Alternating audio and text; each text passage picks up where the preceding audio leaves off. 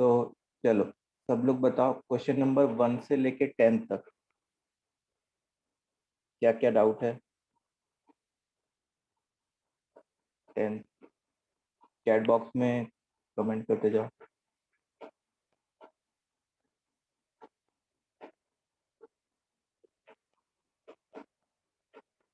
10th मैंने लिख लिया बच्चों। और कौन सा? 5th?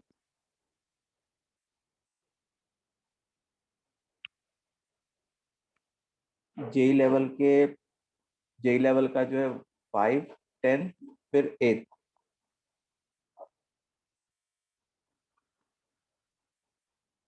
Question number 3rd।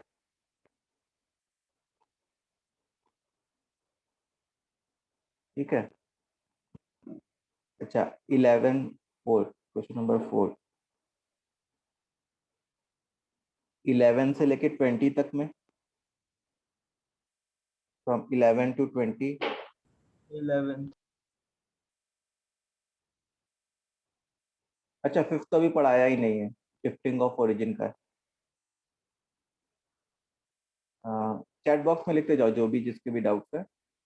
15, 19, 4th लिख लिया जोएब, स्क्रीन पे देखो। 17, 11।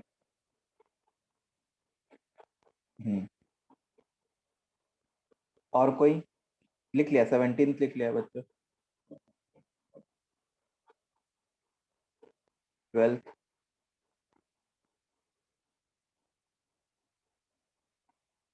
15।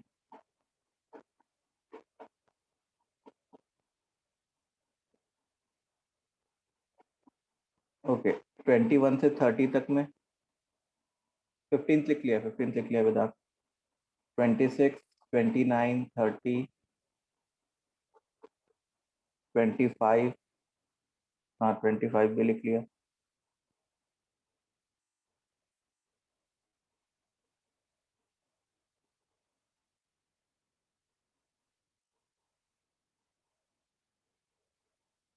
28, 22।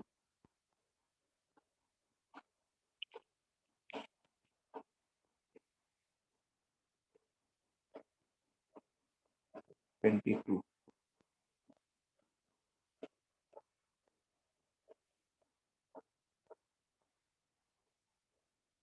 ओके, 31 से 40 तक में।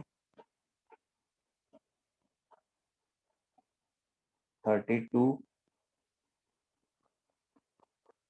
हाँ, question number 22 family of lines पे बेस्ड है क्या? अच्छा, हाँ, ठीक है। 22 नहीं करेंगे, वैसे मैं बता दूंगा, थोड़ा सा आइडिया दे दूंगा, समझ में आ जाएगा तुमको। 36, 31,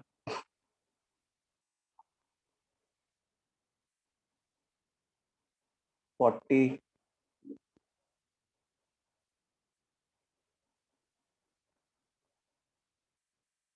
33।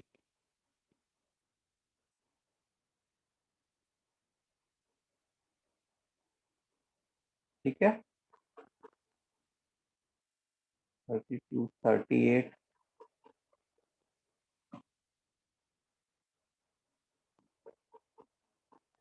चलो, तो पहले इतना करते हैं हम लोग, अटेम्प्ट करना स्टार्ट करते हैं इतना, फिर उसके बाद ये कंप्लीट हो जाएगा, फिर दूसरा बंद चलेंगे। तो पहले यहाँ से यहाँ तक स्टार्ट करते हैं। तो पहला क्वेश्चन आता है, क्वेश्चन नंबर 3rd।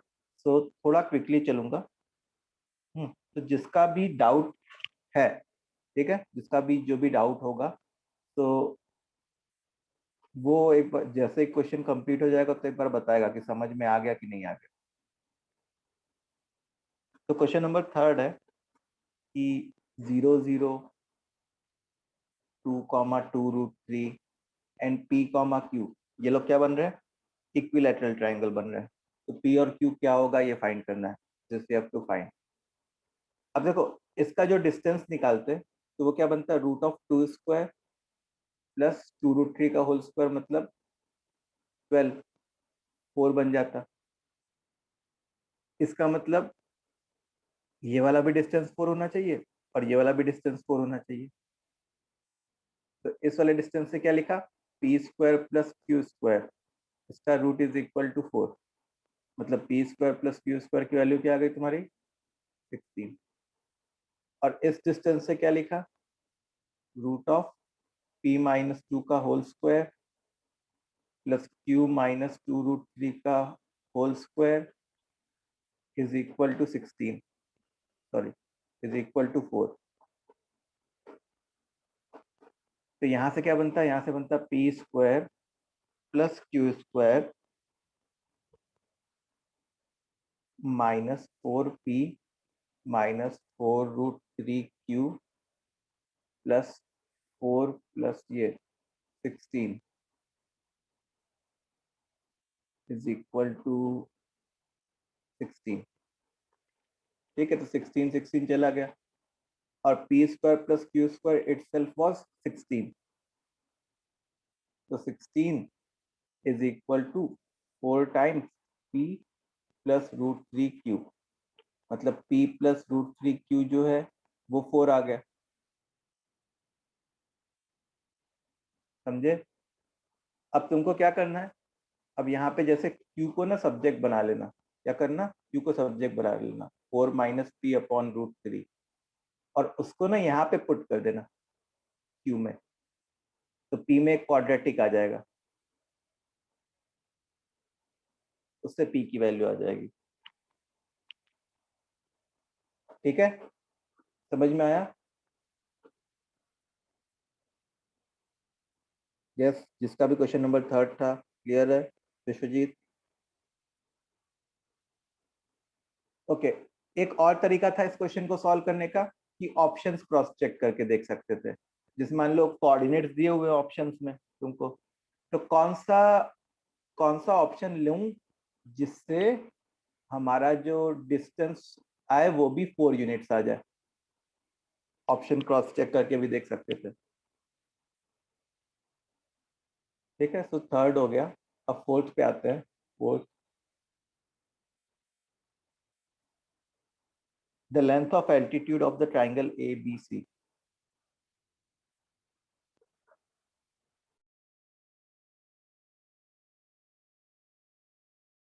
ए है -3,0, बी है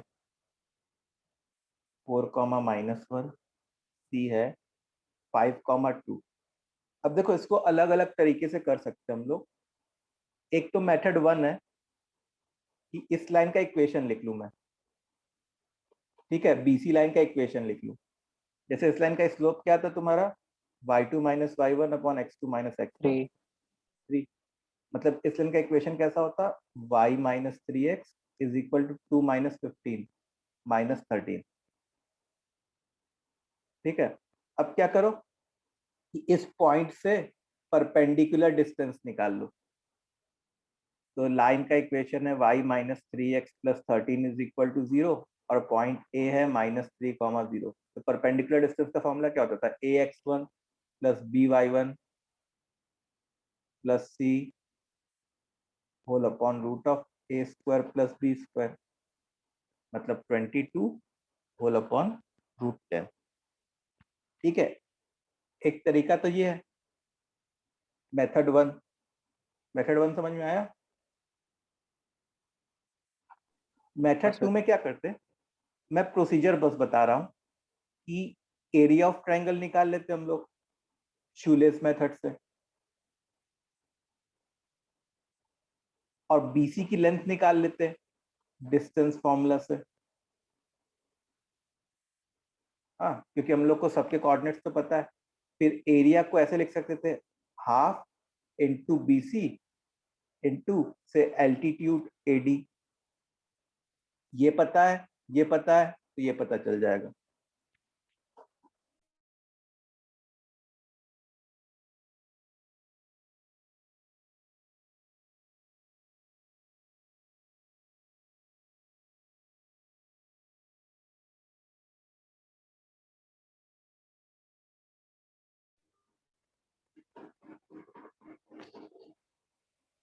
हाँ, दूसरा मेथड क्लियर।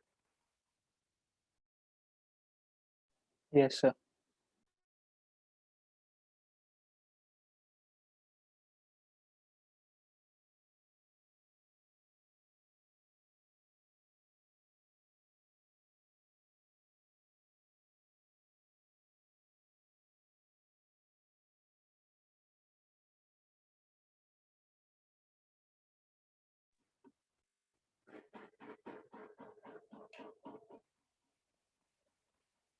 ओके, ये था क्वेश्चन नंबर 4।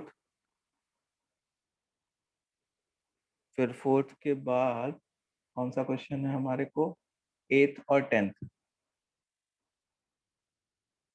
8 क्या है देख लेते हैं अपने। 8 क्या है भाई? Circum centre of the triangle form by. देखो 8 में क्या है हमारे पास? एक ट्राइंगल है,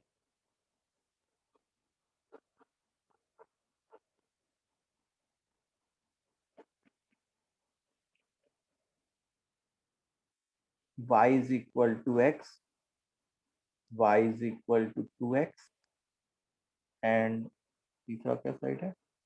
y is equal to 3x plus 4। ठीक है, अब इस ट्राइंगल का हम लोग को क्या करना है? सर्कम सेंटर फाइंड करना है। तो हम लोग ने क्या किया, जैसे ये वाला पॉइंट निकाल लिया।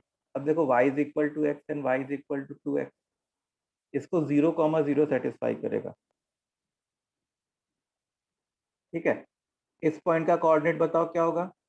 इसमें y की जगह x डाल दो, तो x कोऑर्डिनेट तुम्हारा ना -2 हो जाएगा और y कोऑर्डिनेट क्या हो जाएगा? -2। इसमें y की जगह 2x डाल दो, y की जगह क्या करोगे? 2x डाल दोगे इस पॉइंट को फाइंड करने के लिए। तो x कोऑर्डिनेट -4, तो y कोऑर्डिनेट -8। इतनी बात क्लियर है? तीनों पॉइंट्स कैसे निकाल लिए हम लोगों ने? अब सरकम सेंटर फाइंड करने के लिए हम लोग ऐसा सोच सकते हैं कि चलिए आप एक बार पॉइंट कैसे निकालें एक बार बता दो मुझे। देखो, जैसे पॉइंट बी कैसे निकाला, पॉइंट ए कैसे निकाला? y is equal to X and y is equal to 2x को सॉल्व करके। ठीक है, तो अब देखो इन दोनों में कोई भी कांस्टेंट टर्म नहीं है, तो ऐसी लाइंस किससे पास होती है? हमेशा 0,0 से। Point A. पॉइंट बी के लिए y is equal to X and y is equal to 3x plus 4। तो y की जगह x यहाँ पे पुट कर दिया, जिससे x की वैल्यू -2 आ गई, तो y की वैल्यू भी -2 आ जाएगी। हाँ सर समझा आगे का। अच्छा, अब तुमको ए बी और सी पता है तुमको, तो क्या तुम P A is equal to P B and P B is equal to P C, इसको यूज करके सरकम सेंटर के कोऑर्डिनेट्स निकाल सकते हो? जो बेसिक टेक्निक थी डिस्टेंस फॉर्मूला, उससे एक्स और वाई में एक लीनियर इक्वेशन यहाँ पे आएगा और दूसरा एक्स और वाई में लीनियर इक्वेशन यहाँ पे आएगा। ठीक है, या दूसरा मेथड क्या हो सकता है? ये तो मेथड 1 हो गया। दूसरा मेथड क्या हो सकता है कि मैं, जैसे मेरे को ए बी सी, तो मैंने बी सी का परपेंडिकुलर बाइसेक्टर लिखा, उसका इक्वेशन लिखा। इसका इक्वेशन लिख सकते हैं कि नहीं लिख सकते? हाँ सर। सिमिलरली ए बी के परपेंडिकुलर बाइसेक्टर का इक्वेशन लिखा, क्योंकि तीनों कोऑर्डिनेट्स नोन है। अब इन दोनों को सॉल्व किया, जैसे बाइसेक्टर 1 एंड बाइसेक्टर 2, इन दोनों को सॉल्व किया, तो वो हमारा क्या आ जाएगा? सर्कम सेंटर आ जाएगा। That will be circum centre.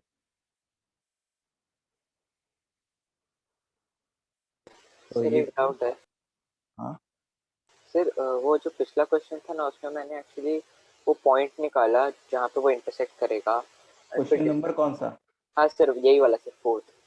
Fourth वाला? सर इसमें मैंने ये पॉइंट डी वाला निकाला। पॉइंट निकाला? हाँ सर। हाँ और फिर वो ए और डी का लेंथ निकाला डिस्टेंस फॉर्मूला से। हाँ। फिर तो उसका आंसर अलग मुझे 22√10 है, 22/√10 नहीं है। नहीं तो कुछ कैलकुलेशन मिस्टेक की होगी तुमने, डी वाला पॉइंट जो है ना तुमने शायद रॉन्ग निकाला होगा, ऐसा हो सकता है। ठीक है, वो भी तरीका सही है, दैट इज ऑल्सो फाइन। ठीक है, एक बार अपना कैलकुलेशन चेक करना। ठीक है, हाँ सर। ओके, सो ये हो गया हमारा 8th। Now we will move to 10th। Number 10। 8th समझ में आ गया बच्चों, दोनों मेथड? हाँ सर। 10th क्या है? 10th है कि in xy plane how many straight lines whose x intercept is prime number and whose y intercept is a positive integer। मतलब जैसे इंटरसेप्ट फॉर्म में लाइन का इक्वेशन क्या होता है? ये होता है x by a plus Y by B is equal to 1। तो a को क्या होना है? प्राइम नंबर होना है। और b को क्या होना है? पॉजिटिव इंटीजर होना है। b should be what? Positive integer. और इस लाइन को 4,3 से पास करना है। इसका क्या मतलब है कि 4 by A plus 3 by B is equal to 1। ये होना चाहिए, जहां पे ए को प्राइम और बी को पॉजिटिव इंटीजर होना है। यही चीज सॉरी फिर से लिख दिया हम लोग। ओके, अब ये क्वेश्चन कैसे करेंगे हम लोग?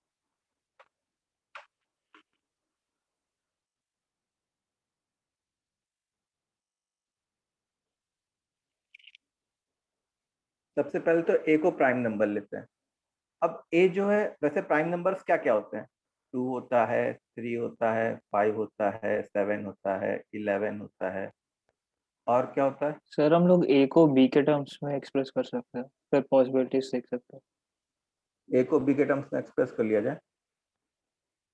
चलो, 4 by A is equal to 1 minus 3 by B, तब B minus 3 whole upon B. सही लिखा है? तो A is equal to 4b whole upon B minus 3। कुछ ऐसा आ गया हमारा, A is equal to 4b upon B minus 3। अब देखो यहाँ पे अपने क्या कर सकते हैं, मेरे को क्या चाहिए कि ए को प्राइम नंबर चाहिए। तो अब सबसे पहली बात, अगर जैसे मान लो मैं यहाँ पे 4 मल्टीप्लाई हो रहा है, तो what I will expect is कि नीचे यहाँ 4 का मल्टीपल आना चाहिए सर। हाँ, जो डिनोमिनेटर है वो 4 का मल्टीपल होना चाहिए। अग्री करोगे क्या? जो डिनोमिनेटर है हाँ वो 4 सर। का मल्टीपल होना चाहिए। तो जैसे अगर मैं b को से 7 ले लूं, तो उससे क्या हो जाता? उससे 4 इंटू 7 होल अपॉन 4। तो ये कैंसिल हो जाता, 7 हो जाता। ठीक है। अच्छा, अगर मैं b को 4 का मल्टीपल चाहिए, 11 लूं, क्या लूं? नहीं, 11 लूं तो काम नहीं होगा, क्योंकि b को 11 लेने से क्या हो जाएगा हमारा? 44 अपॉन इंटीजर नहीं 8। रहेगा सर। इंटीजर ही नहीं रहेगा। 11 15 बी को अगर 15 लें, हाँ हाँ सर। बी को अगर मैं 15 लूं, तो 4 into 15 whole upon 12 prime number आ जाएगा। ओके। अच्छा, अब बी को मैं इससे बड़ा जब लेना स्टार्ट करूंगा ना, जैसे मान लो बी को मैं 19 लेता, तो 4 इंटू 19 होल अपॉन 16। 16 बनता। तो ये 1 जा, ये 4 जा। तो अब जो डिनोमिनेटर में चीज आ रही होती तुम्हारी, उसमें पूरा के पूरा कैंसिल नहीं हो रहा होता। अब जो डिनोमिनेटर में चीज आ रही होती, ऊपर ऊपर जो है, ऊपर क्या होता? ऊपर तो ये जो बी होता ना, तुम अगर ऑब्जर्व करो तो ये सारे के सारे ऑड्स आ रहे हैं। तो ऊपर जो ये होता है ये ऑड होता, और नीचे जो भी आता उसमें कोई ना कोई इवेंट टर्म बच जाता। ठीक है, जैसे 19 ले लिया या और कोई भी ले लिया बी हम लोगों ने। तो बी की केवल दो ही पॉसिबल वैल्यूज होती, 7 एंड 15। तो उसके करस्पॉन्डिंग ए क्या क्या आ रहा होता, 7, और इसके करस्पॉन्डिंग 5। 5 तो ए कॉमा बी के कितने ऑर्डर्ड पेयर्स हुए, 2। ए कॉमा बी के हमारे 2 ऑर्डर्ड पेयर्स हुए। इतनी बात क्लियर है? तो ऐसे कितनी लाइंस पॉसिबल होंगी, ऐसी 2 लाइन। 2 लाइंस पॉसिबल होगी। तो ये था क्वेश्चन नंबर 10। 10th के बाद फिर 11, 12। क्वेश्चन नंबर 11 देखना अगर हम लोग, क्या है,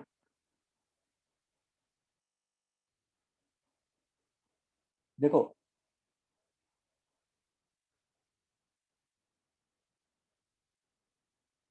ए बी पी,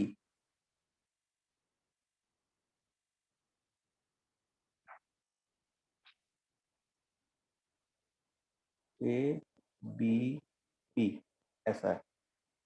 ए का कोऑर्डिनेट 5,2 है, बी का कोऑर्डिनेट 10,12 है, और ये जो एंगुलर बाइसेक्टर है, क्या बोला गया है, ये वाला एंगुलर बाइसेक्टर।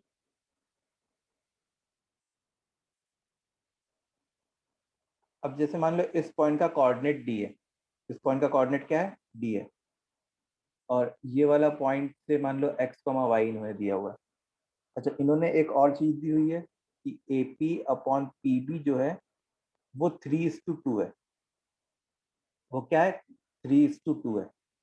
तो याद है एंगुलर बाइसेक्टर की एक प्रॉपर्टी पड़ी थी कि जो ये वाला रेशियो होता है, सेम रेशियो ये वाला भी होता है। बोलो बच्चों, ये याद है? Yes sir. सो अब मैं एक बार डी का कोऑर्डिनेट निकालना चाहता हूँ। कैसे निकालूंगा, सेक्शन फॉर्मूला की हेल्प से।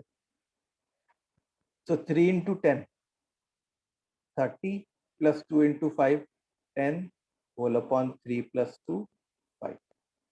3 into 12, 36 plus 2 into 2, 4। तो ये क्या आ जाएगा, देखो 8,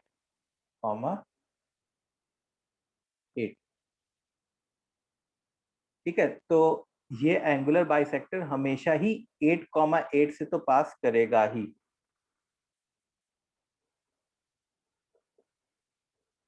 ये एंगुलर बाइसेक्टर हमेशा 8,8 से पास करेगा ही। तो क्वेश्चन अगर पढ़ोगे तो तुमको समझ में आ जाएगा कि क्या पूछा गया। समझ में आ गया 8, 11 जिसका भी डाउट था?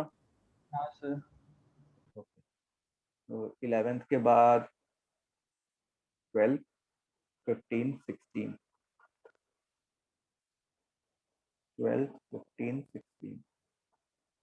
चलो 12th वाला देख लेते हैं। The coordinates of point A and B are a comma 0 and minus a comma 0. If point P moves, तो ये देखो ये तो डायरेक्ट क्वेश्चन है। जैसे ए का कोऑर्डिनेट बोला है इन्होंने, सॉरी बी का कोऑर्डिनेट बोला है माइनस ए कॉमा 0, और ए का कोऑर्डिनेट बोला है ए कॉमा 0। पॉइंट पी है,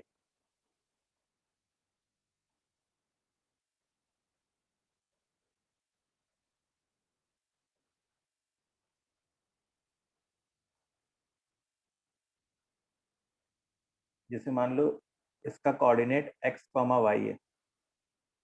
तो ऐसा बोला गया है कि P A square minus P B square this is equal to K. तो बस एक तरीके से पी का लोकस फाइंड करना है हम लोग को। तो पी ए स्क्वायर क्या होता है बताओ, एक्स डिस्टेंस फॉर्मूला से एक्स माइनस ए का whole square plus B square. P B square क्या होता, एक्स प्लस ए का होल स्क्वायर, बी स्क्वायर नहीं sorry Y square plus Y square is equal to K. तो Y square चला गया। अच्छा, इन दोनों को सॉल्व करते तो एक्स स्क्वायर भी कैंसिल हो जाता और ए स्क्वायर भी कैंसिल हो जाता। तो यहाँ से क्या बन जाता, -4ax इज इक्वल टू के। सॉरी, ये 2k स्क्वायर है, तो is equal to 2k square. मतलब हम लोग क्या लिख सकते हैं, 2 कैंसिल करके 2ax plus K square is equal to B वाला option. So this was question number 12. Now we will move to question number 15. तो सर मेरे को एक 13th वाले में बस आपसे वो अप्रोच पूछना था सर, तो समझा नहीं था मैं। 13 बताना। देखो 13 देखो,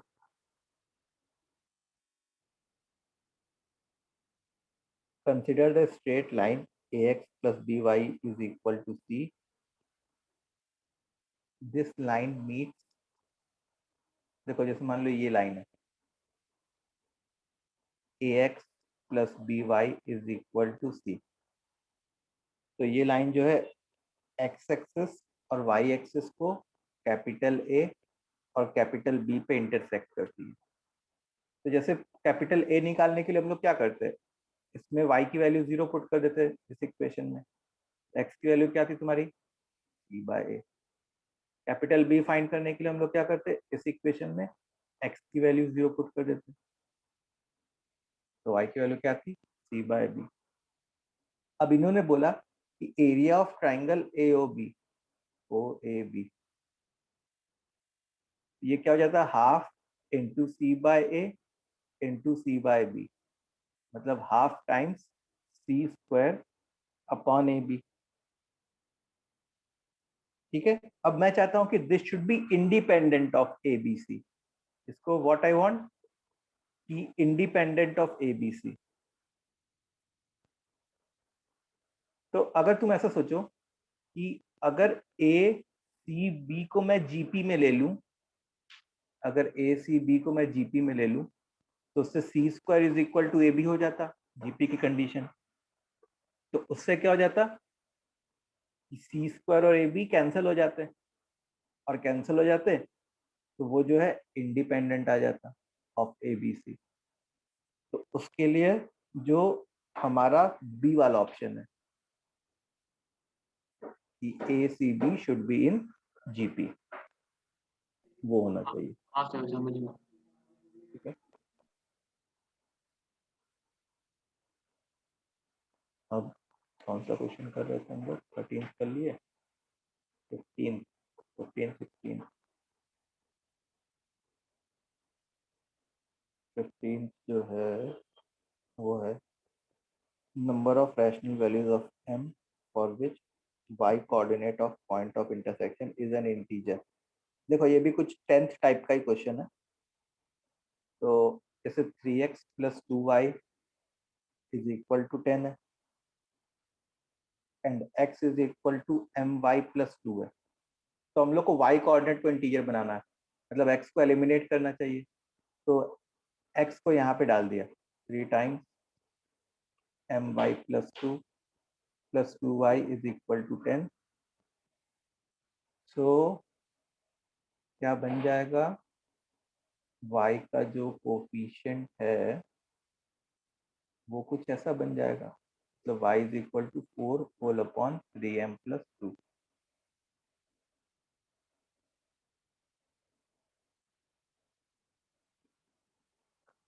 ठीक है, अब हम लोग को इसको इंटीजर बनाना है, y को इंटीजर बनाना है। सो अब m की वैल्यू क्या क्या हो सकती है अगर y को इंटीजर बनाना है, तो -1 -2 हो सकती है क्या, -2, हाँ -2 हो सकती है, -1 भी हो सकती है, 0 भी हो सकती है, 1 नहीं हो सकती, 2 नहीं हो सकती।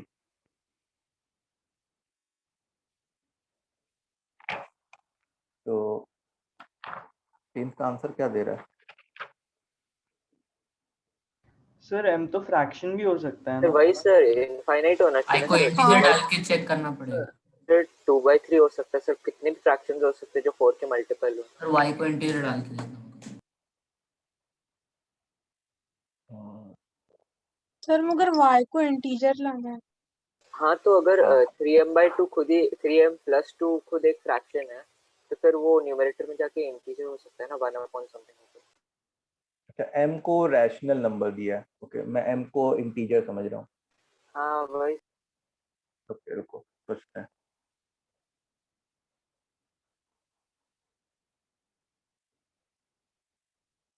ऐसे तो फिर यार सर इनफाइनाइट ऐसे नंबर हो, इनफाइनाइट वैल्यूज होने चाहिए ना सर, वही डाउट हाँ, था क्योंकि वो ऐसा इनफाइनाइट m हो जाएगा। क्योंकि तुम ऐसे सोचो कि अगर मैं 3m को सब्जेक्ट बनाऊं, 3m+2 is equal to 4/y। ठीक है, अब y को तुम बारी बारी इंटीजर पुट करते जाओ। y को तुम क्या करो, बारी बारी इंटीजर पुट करते जाओ, तो उससे m हर बार रैशनल नंबर तो आएगा ही ना। तो ऐसे तो इनफाइनाइट वैल्यूज ऑफ m होते हैं। ठीक है, ऐसे इनफाइनाइट वैल्यूज ऑफ m होते हैं। तो मेरे ख्याल से क्वेश्चन में ऐसा होना चाहिए था कि m को भी इंटीजर देना चाहिए था क्वेश्चन हाँ में, सर तब हो जाता है। तब ये केवल 3 हो पाते, -2, -1, 0। ठीक है, सर जो इस टाइप के क्वेश्चंस रहते हैं ना, मतलब जो हम सब्स्टिट्यूट करते हैं, तो एग्जाम के वक्त लगता है कि मतलब सॉल्यूशंस मिस हो जाते हैं या कम आते हैं। मतलब 10th हाँ में भी ऐसे ही था। हाँ वो होता है।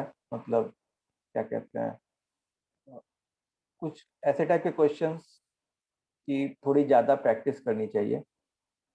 मतलब तुम ऐसा सोचो कि एग्जाम में मैं पहली बार कर रहा हूँ और वहाँ पे स्ट्राइक कर जाएगा, तो वो जरूरी नहीं कि एकदम सही स्ट्राइक कर जाए तुमको।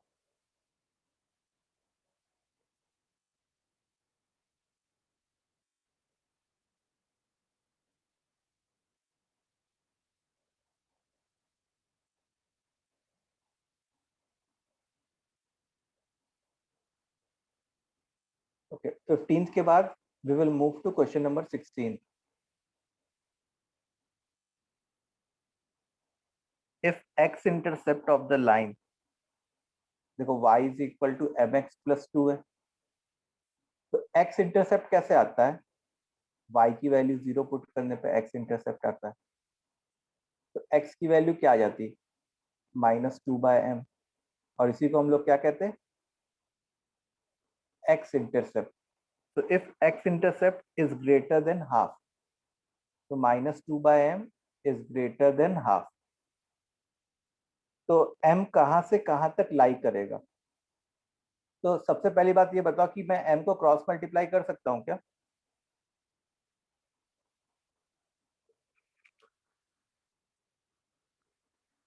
मैं m को क्रॉस मल्टीप्लाई कर सकता हूँ? नहीं सर, क्योंकि नहीं, वेरिएबल है। क्योंकि वो पॉजिटिव नेगेटिव दोनों हो सकता है। ऐसे केस में हम लोग को क्या करना चाहिए? जैसे इनइक्वालिटी सॉल्व करते थे, तो 1/2 + 2/m, this should be, sorry, less than 0।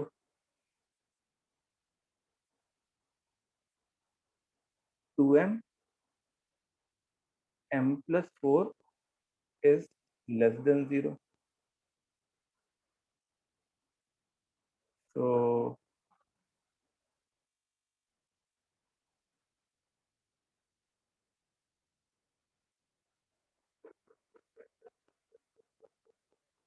इसको कैसे सॉल्व करेंगे?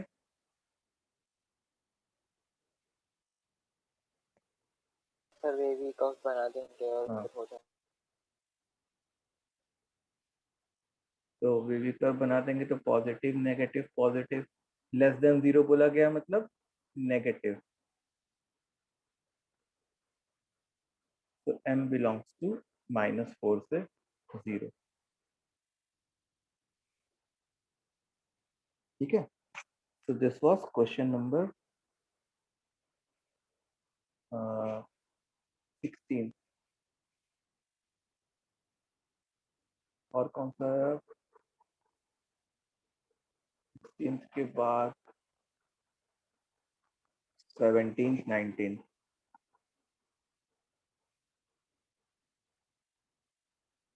17 एंड 19।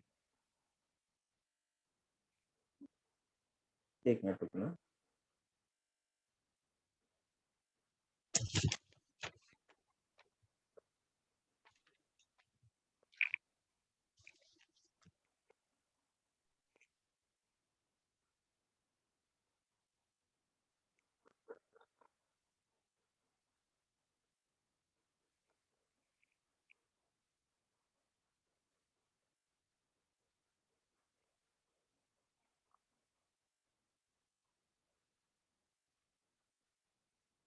Seventeenth क्या है? The sides of a triangle are this. Then which of the following is an interior point in the triangle? देखो, अब इसमें सेंट्रॉइड जो है वो तो हमेशा इंटीरियर पॉइंट होता ही डायरेक्ट, है। हाँ सर वही डायरेक्टली वैसे कर डायरेक्टली कह सकते थे कि सेंट्रॉइड जो है वो होगा।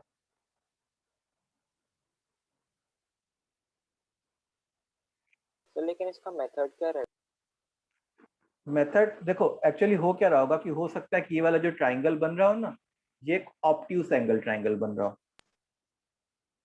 तो ऑब्ट्यूस एंगल ट्राइंगल में क्या होता है कि सरकम सेंटर और हाँ, वो ऑर्थो समझा सेंटर। सर कि वो बाहर हो जाएगा, बट वो कैसे फाइंड करेंगे कि ऑब्वियस है कि एक्टिव है कि राइट है? अच्छा, कैसे सर फाइंड राइट करेंगे? होगा सर तभी भी नहीं होगा क्योंकि वो ऑन हो जाएगा सर, वो ऑर्थो सेंटर से सेंटर ऑन द ट्रायंगल हो जाएगा। तो देखो, एक तो तुम ऐसे फाइंड कर सकते हो कि जैसे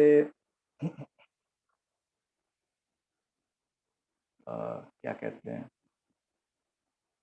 एक सर वो कोसाइन दो रूल लाइन के आता है। बीच में एंगल निकाल हाँ सकते सर tan थीटा बोल सकते हैं क्या? नहीं नहीं, देखो होता क्या है, जैसे मैं तुमको बताता हूँ। जैसे मान लो ये एक ट्राइंगल है, कैपिटल ए के सामने वाली साइड को स्मॉल ए बोला, कैपिटल बी के सामने वाली साइड को स्मॉल बी बोला, और कैपिटल सी के सामने वाली साइड को स्मॉल सी बोला। ठीक है, तो जैसे एक हम लोग एक आगे आने वाले चैप्टर में पढ़ेंगे, कोसाइन रूल होता है। Cos A is equal to, जैसे मान लो मैं कॉस ए लिख रहा हूँ, उसके लिए क्या लिखूंगा? उसका फॉर्मूला होता है B square plus C square minus A square whole upon 2bc। Whole upon क्या? 2bc। मतलब जो ए से जुड़ी हुई साइड है उनका होल स्क्वायर ऐड में किया और उसके ऑपोजिट साइड का होल स्क्वायर सब्ट्रैक्ट कर दिया, और जुड़ी हुई साइड का ही नीचे 2bc लिखा। समझ में आया? तो अब यहाँ पे तुमको क्या करना होगा, जैसे मोस्ट ऑफ द टाइम क्या होता है ना कि कोऑर्डिनेट्स दिए हुए रहते हैं या एक तरीके से डिस्टेंस दिया हुआ रहता है। अगर कोऑर्डिनेट्स दिए तो डिस्टेंस निकाल सकते हैं ना हम लोग, लेंथ ऑफ साइड्स। तो उसमें जो साइड सबसे बड़ी हो, जैसे मान लो कि एक ट्राइंगल है हमारा 5, 6, 7 ऐसे टाइप का, तो जो साइड सबसे बड़ी हो उसके जो ऑपोजिट वाला एंगल होता है ना वो भी सबसे बड़ा होता है। इस बार ये तो चीज पढ़ी होगी 9th 10th में, जो साइड सबसे बड़ी होती है उसके ऑपोजिट वाला एंगल सबसे बड़ा होता है। तो अब जैसे मान लो मैं ये जानना चाहता हूँ कि हमारा ट्राइंगल एक्यूट एंगल ट्राइंगल है कि ऑब्ट्यूस एंगल ट्राइंगल है, तो मैं कॉस सी निकालता। तो कॉस सी क्या था?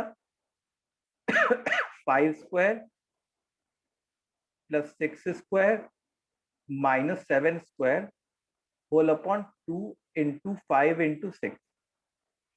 ठीक है, तो अब सबसे पहला काम है ये चेक करना कि ये क्वांटिटी पॉजिटिव है कि नेगेटिव है।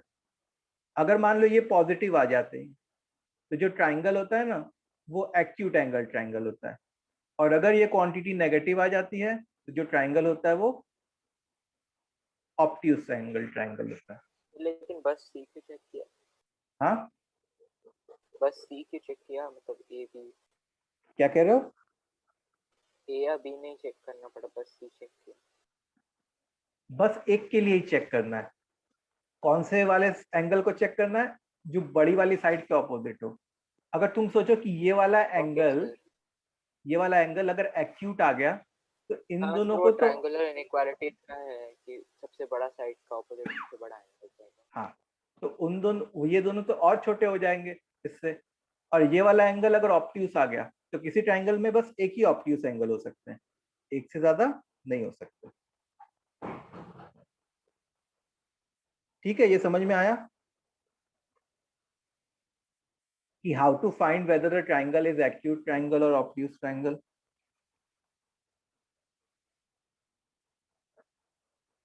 Okay, so now let's move to question number 19। 19th क्या है भाई? 19th है if the intercept made on the line y is equal to mx by the line is less than 5। देखो एक line है y is equal to mx, ये ऐसी कोई लाइन है। ये जो है ये लाइन है y is equal to 2 और ये जो लाइन है ये है y is equal to 5। Sorry, अच्छा ये a है ये b है। तो इन्होंने क्या बोला क्वेश्चन में कि ए बी का जो लेंथ है वो लेस देन 5 है हमारे लिए। तो range of values of M, M का क्या रेंज होगा वो हम लोग को फाइंड करना है। तो देखो जैसे इस पॉइंट का वाई कोऑर्डिनेट क्या होता? 2 होता। तो वाई कोऑर्डिनेट अगर 2 होता तो एक्स कोऑर्डिनेट क्या हो जाता? 2/m। इस पॉइंट का वाई कोऑर्डिनेट क्या होता? 6 होता। एक्स कोऑर्डिनेट क्या हो जाता? 6/m। अब A B is less than 5 मतलब रूट ऑफ 4/m का whole square plus 4 square is less than 5। अब मैंने स्क्वायरिंग कर दी मतलब क्या हो गया? 16/m square plus 16 is less then 25। सही लिखा है? तो 16/m square is less then 9। तो अब इस m स्क्वायर को क्रॉस मल्टीप्लाई कर सकते हैं कि नहीं? हाँ सर कर सकते हैं। इनइक्वालिटी का sign, m square is greater than 16/9। अब ये तो एक क्वाड्रेटिक इनइक्वालिटी हो गई। इसका सोल्यूशन सेट क्या होगा? -∞ से -4/3 यूनियन 4/3 से। सर इसमें ये नहीं समझा था कि वो लेंथ लेस देन 5। हाँ सर भाई सर, मैंने वो 2/m को ही लेस देन 5 कर दिया फिर 6/m हाँ को सर क्योंकि इंटरसेप्ट लिखा था, लेंथ नहीं लिखा था उसमें। नहीं, इंटरसेप्ट बिटवीन टू लाइंस। जैसे मान लो दो लाइंस हैं, जैसे ये दो लाइंस है, ये लाइन 1 है और ये लाइन 2 है, और से कोई एक लाइन 3 है जो इन दोनों को इंटरसेक्ट कर रही है। तो लाइन 3 का intercept between the two lines जो है ना वो ये ए बी वाला लेंथ होता। ठीक है, इस बात को याद रखना। Okay sir. अच्छा, इसमें आंसर शायद मैच नहीं कर रहा है, आंसर सी दिया हुआ है लेकिन ए होगा। तो तुम लोग अपने आंसर की में करेक्शन कर लेना, आंसर विल बी ए।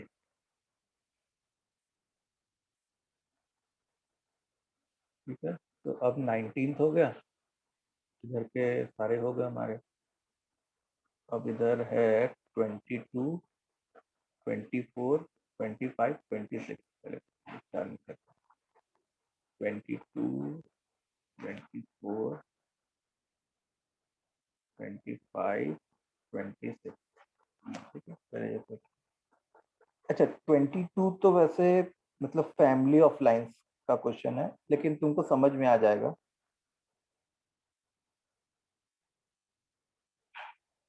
जैसे ऐसा लिखा है y minus Y one is equal to m times x minus X one. अच्छा, इन्होंने क्या बोला कि x1 y1 फिक्स्ड है और m जो है वेरी कर सकता है। तो m जो है वेरी कर सकता है और x1 y1 फिक्स है। जैसे मान लो x1 y1 फिक्स है ये, और m वेरी कर सकता है, मतलब इस पॉइंट ये क्या रिप्रेजेंट कर रहा है, ये बहुत सारी लाइंस रिप्रेजेंट कर रहा है, ये b, ये b, ये b, ऐसी बहुत सारी लाइंस रिप्रेजेंट कर रहा है। तो बहुत सारी लाइंस के कलेक्शन को क्या कहा जाता है, फैमिली ऑफ लाइंस। बहुत सारे लाइंस को कलेक्शन को क्या कहा जाता है, फैमिली ऑफ लाइंस। तो फैमिली ऑफ कंकरेंट लाइंस हो जाएगा। हाँ, तो अब कॉन्करेंट का तो मतलब पता ही है, हम लोग को कल सीखा है। तो ये क्या है, ये क्या रिप्रेजेंट कर रहा है, फैमिली ऑफ कॉन्करेंट लाइन। इतनी बात समझ में आ गई?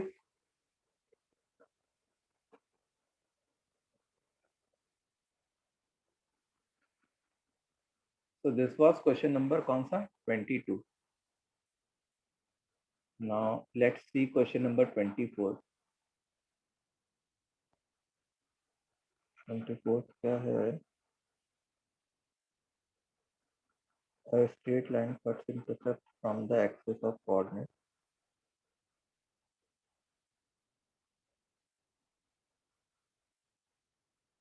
Okay. देखो 24th में क्या है, 24th में ऐसा दिया हुआ है कि जैसे मान लो x इंटरसेप्ट a है अगर किसी लाइन का, और y इंटरसेप्ट b है। x इंटरसेप्ट a है और y इंटरसेप्ट b है। तो सम ऑफ इंटरसेप्ट जो है उनका रेसिप्रोकल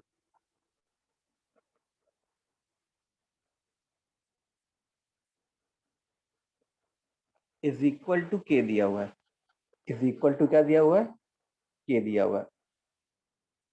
तो जो हमारी लाइन है x by a plus Y by B is equal to 1, वो किसी एक फिक्स पॉइंट से पास कर रही होगी। मतलब x कॉमा वाई हमेशा ही एक फिक्स पॉइंट होगा। ठीक है, इस टाइप के क्वेश्चंस कराने वैसे बाकी है मेरे को, वो मैं भी कराने वाला हूँ।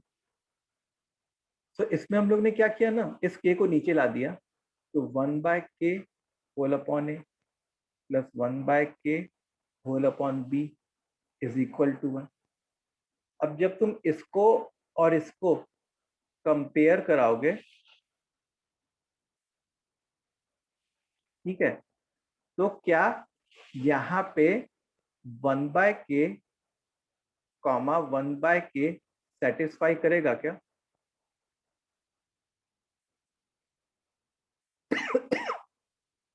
बोलो बच्चों, यस क्या सर। यहाँ पे 1 बाय के कॉमा 1 बाय के सेटिस्फाई करेगा? इसका मतलब कि this line will always pass through 1 by k comma 1 by k.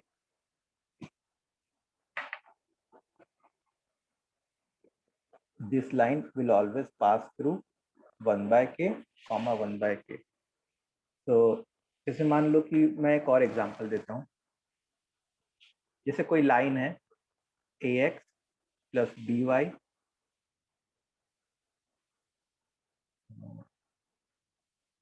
Plus 1 is equal to 0। ठीक है, और ए बी में एक रिलेशन दिया हुआ है। क्या रिलेशन दिया हुआ है कि 2a plus 3b plus 4 is equal to 0। ये ए बी में एक रिलेशन दिया हुआ है। तो बोला गया है कि above line always passes through a fixed point, then find that fixed point. Actually ये टॉपिक जो है ना, वो फैमिली ऑफ लाइंस का टॉपिक है। तो देखो, अब यहाँ पे कांस्टेंट टर्म क्या है, 1 है। तो मैं क्या चाहूंगा कि यहाँ पे भी कांस्टेंट टर्म क्या हो जाए, 1 हो जाए। तो पूरे को 4 से डिवाइड कर दिया। तो क्या बन जाएगा 1/2a plus 3/4b plus 1 is equal to 0। अब क्या करेंगे, इन दोनों को कंपेयर कराते हैं। तो x की जगह किसने ली, हाफ ने ली, और y की जगह किसने ली, 3/4 ने ली। ठीक है, so this line always passes through half comma 3/4। ये लाइन हमेशा हाफ कॉमा 3/4 से पास करेगी। इसको we will discuss more in family of line.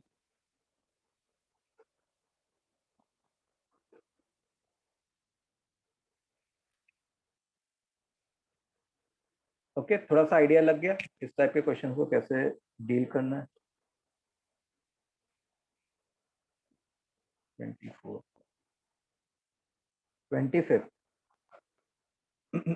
अब देखो 25 में क्या है हमारा,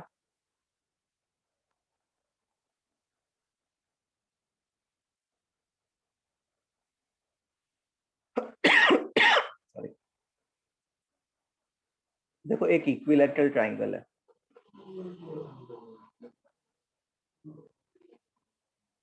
ठीक है, इसका जो सरकम सेंटर है वो 1,1 है। सरकम सेंटर 1,1 है।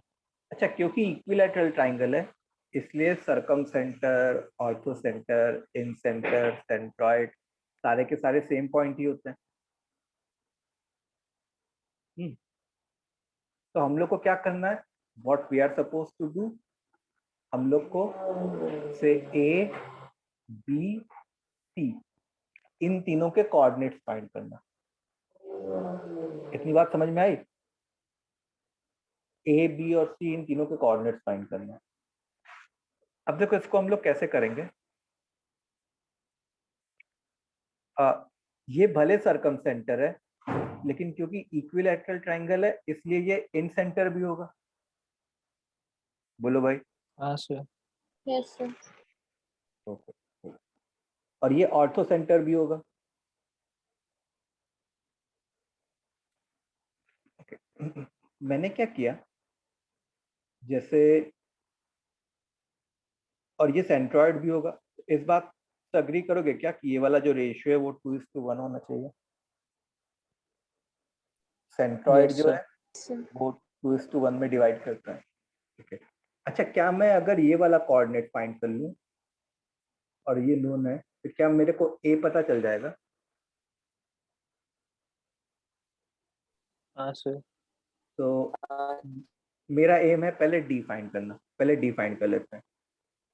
तो देखो इस लाइन का स्लोप -1 है, इस लाइन का स्लोप क्या हो जाता, +1 हो जाता। +1। ये मान के कि ये ऑर्थो सेंटर वाला, सॉरी एल्टीट्यूड वाली लाइन। तो इस लाइन का इक्वेशन क्या हो जाता, y - x is equal to 1 - 1 0। तो AD का इक्वेशन क्या आ जाता, y is equal to x, और BC का इक्वेशन क्या है, x + y is equal to 3। तो जो हमारा D का कोऑर्डिनेट आता वो क्या आता बताओ, 3/2, 3/2। फाइन, इतनी बात समझ में आई कि D का कोऑर्डिनेट 3/2, 3/2 आ गया। Yes sir. तो अब देखो, अब सेक्शन फॉर्मूला लगाया, D है से इसको I बोल दिया और इसको A बोल दिया और ये 2:1। तो हम लोग I को बाय द वे क्या लिखते हैं, 2D + A होल अपॉन 3।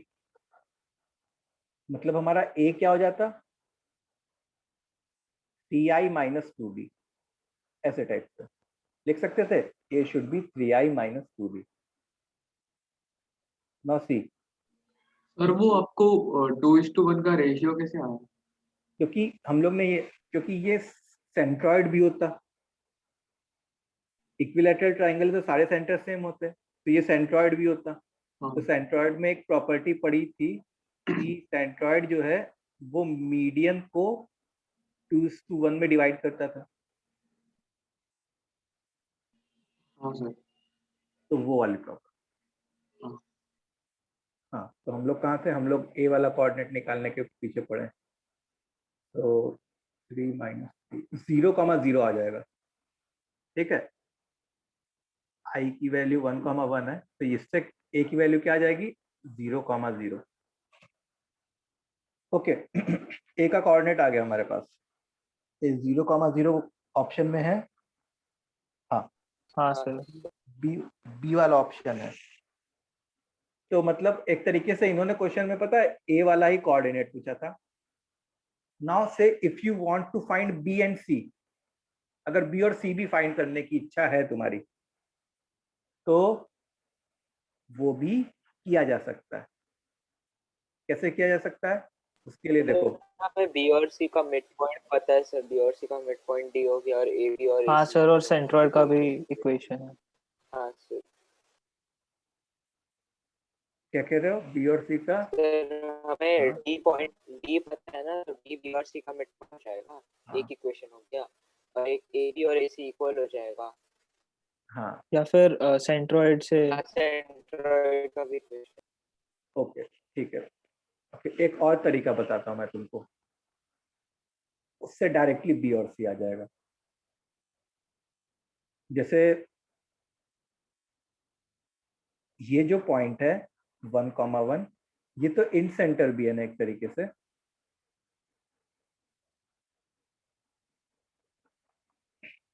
ये कितना एंगल होता? 30 डिग्री होता। अच्छा, ये जो है, क्या ये लेंथ निकाल सकते थे क्या आपने? ax1 + by1 + c upon root of a square + b square, तो 1/√2 आ जाता है। ठीक है, तो क्या तुम ये वाला लेंथ निकाल सकते हो 10-30 डिग्री से? हाँ सर। Yes sir.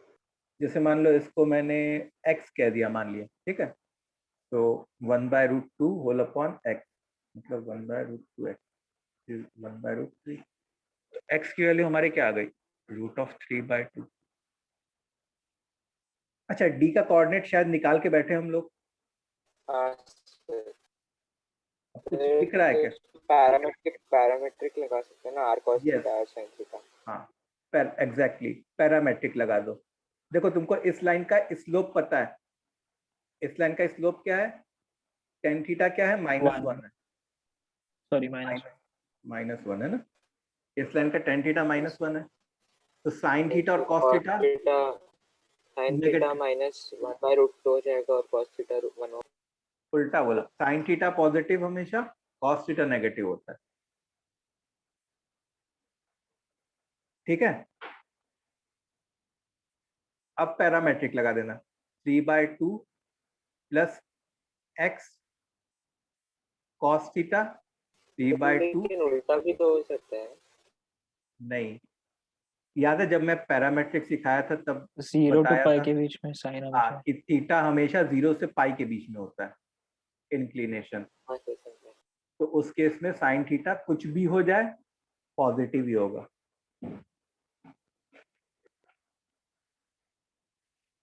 समझ में आई बात? तो इससे बी और सी के भी कोऑर्डिनेट्स आ जाएंगे। मतलब बी और सी के कोऑर्डिनेट्स फाइंड करना थोड़ा टफ काम है, लेकिन नामुमकिन नहीं।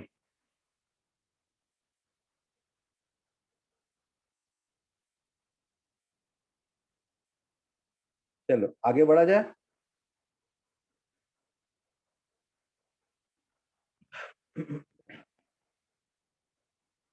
बोलो बच्चों। हाँ सर। 25 हो गया, फिर 26 क्या है वो सोचना है। The equation of line through 1,2 whose distance from the point 3,1 has greatest possible value। देखो, जैसे मान लो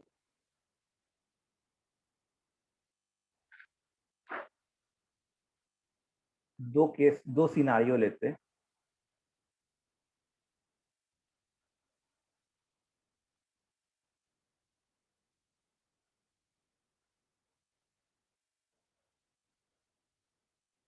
केस 1 ऐसा लेता, और केस 2 मैं ऐसा लेता।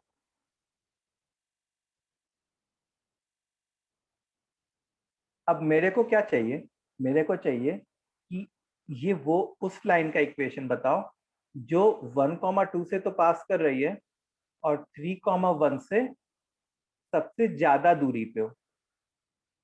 अब तुम ऐसा सोचो कि 1,2 और 3,1 अगर मान लो ऐसे होते तो ये कुछ डिस्टेंस हो रहा होता, कितना हो रहा होता, √5 हो रहा होता। तो ये जो डिस्टेंस हो रहा होता ये √5 से ज्यादा होता कि कम होता? कम होता। कम होता। लेस देन √5 होता। अच्छा, अगर मैं एक ऐसी लाइन ले लूं जिसके लिए 1/2 और 3,1 जो है उसको ज्वाइन करने वाली लाइन और जो रिक्वायर्ड लाइन है वो परपेंडिकुलर हो, तो उस केस में परपेंडिकुलर डिस्टेंस क्या होता? √5 होता। समझ में आ रही बात? तो कौन सी लाइन ज्यादा डिस्टेंस पे है, केस 1 की case 2? Sir case 2। Case 2 largest distance possible case 2 होगा। समझ में आया? बोलो स्टूडेंट्स। तो हम लोग को हाँ सर। इस लाइन का इक्वेशन फाइंड करना है। What we want to find the equation of this line. तो ये वाली चीज हमारे काम की नहीं है। अब निकाल सकते हो क्या ये? हाँ देखो सर इस फिर लाइन हमने का, लाइन चेंज किया ना बेसिकली। हाँ मतलब 1,2 से तो बहुत सारी लाइंस पास हो सकती है हाँ बेटा। सर, हाँ सर। सर तो बट इस परपेंडिकुलर डिस्टेंस तो मिनिमम होगा ना? हाँ वही सर Maximum वही कैसे बोला? हम परपेंडिकुलर। परपेंडिकुलर डिस्टेंस मैक्सिमम होगा बेटा। देखो जैसे यहाँ से इस लाइन का परपेंडिकुलर डिस्टेंस क्या है, √5 है। यहाँ से इस लाइन का जो परपेंडिकुलर डिस्टेंस है वो ये नहीं है, वो क्या है, ये वाली चीज है, ये हाँ वाली सर, चीज। बट फिर दूसरा जो भी हम लाइन उससे पास कर रहे हैं जो परपेंडिकुलर नहीं है, तो उसका डिस्टेंस तो √5 से ज्यादा होगा ना? नहीं कम होगा ना, ये राइट एंगल ट्राइंगल बन रहा है ना, जिसका ये चीज हाइपोटेन्यूस है।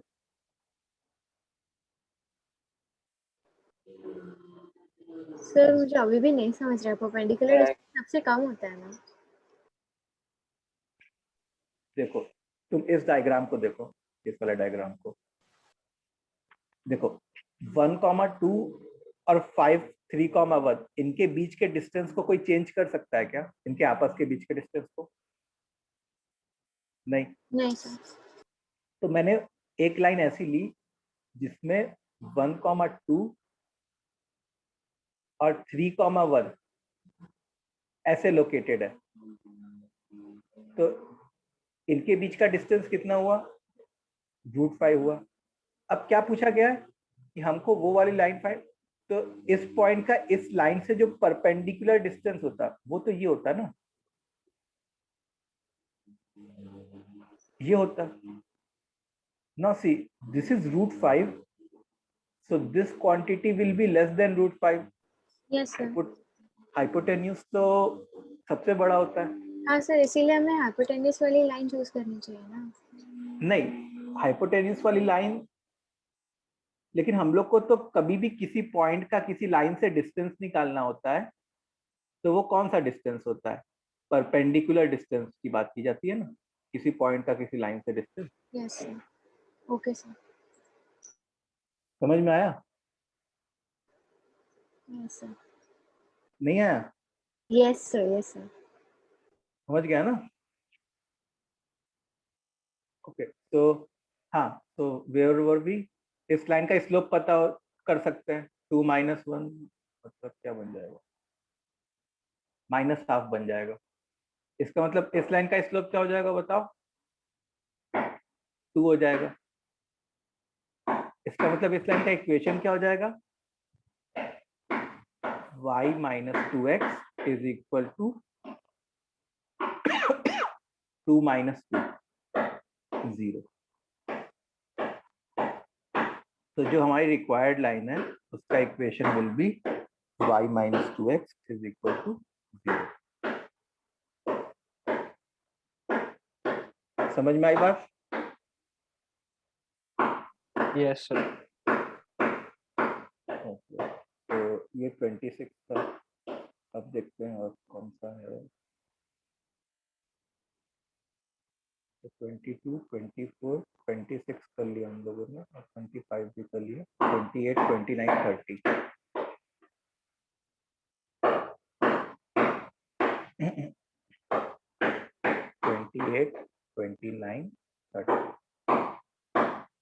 So let's see question number 28.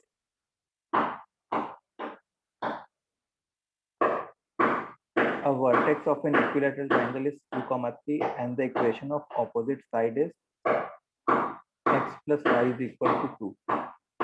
Okay.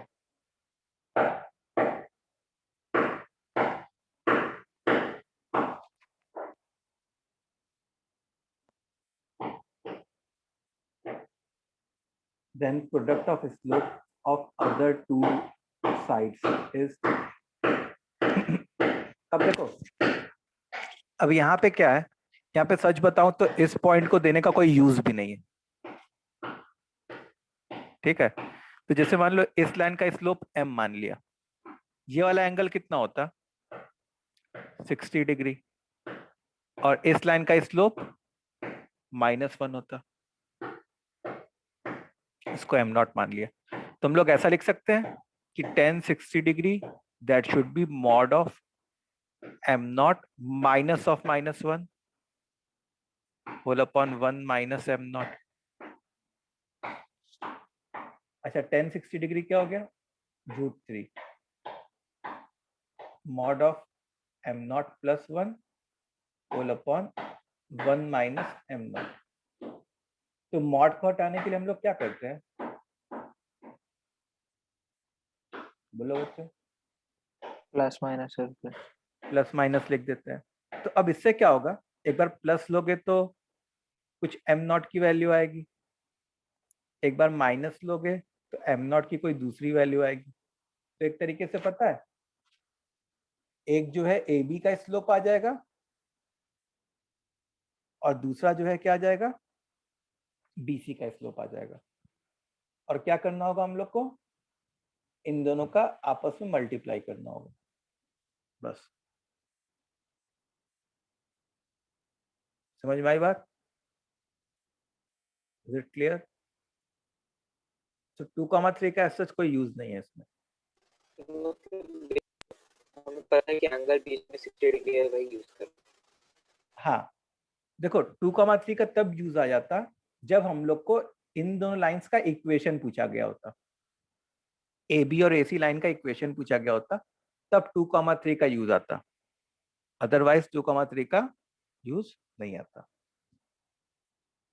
समझ में आ गया? ये स्टूडेंट्स, हाँ या ना में जवाब दो।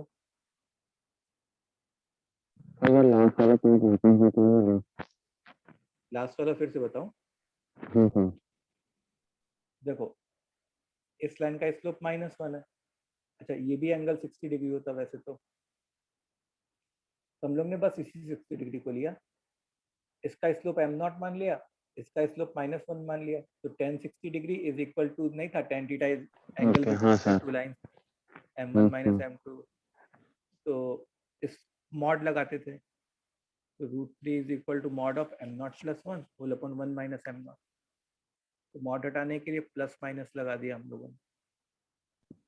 एक बार प्लस साइन लेके चलेंगे तो m नॉट की एक वैल्यू आएगी कुछ, और एक बार माइनस साइन लेके चलेंगे तो m नॉट की कोई दूसरी वैल्यू आ जाएगी तुम्हारी, ठीक है। अब बस तुमको क्वेश्चन में क्या पूछा गया कि इन दोनों का प्रोडक्ट करना है, कर लेना जो भी वैल्यू आ रही होगी तुम्हारी।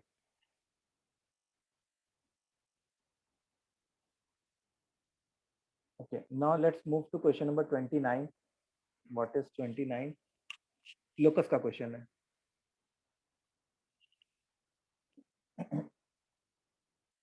देखो,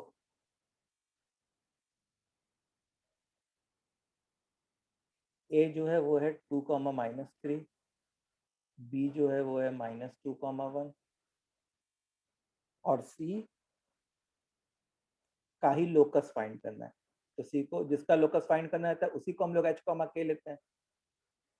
अच्छा, बोला क्या गया कि जो सेंट्रॉइड है वो किसी एक लाइन पे लाई कर रहा है। वो कौन सी लाइन है? मान लो ऐसी कोई लाइन है, वो 2x + 3y = 1।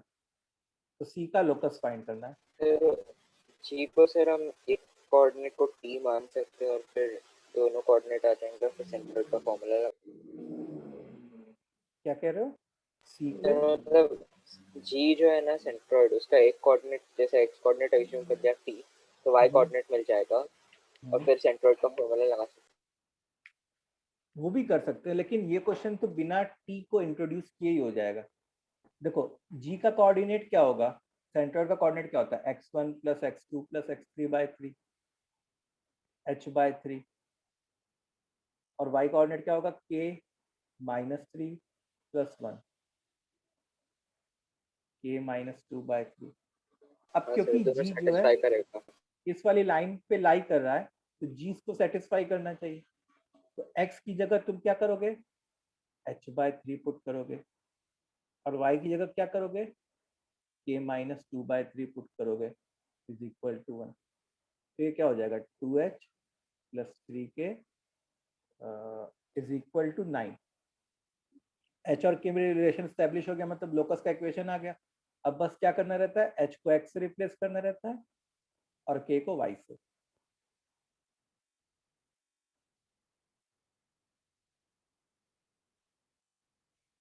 समझे? तो दिस वाज क्वेश्चन नंबर कौन सा? 29। 30 देख लेते हैं।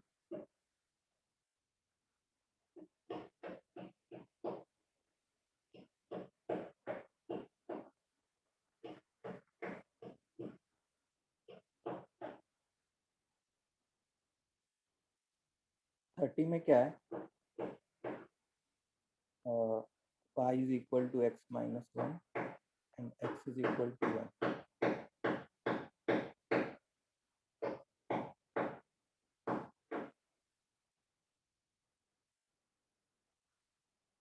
In triangle ABC, the internal bisectors of angle B and C are this.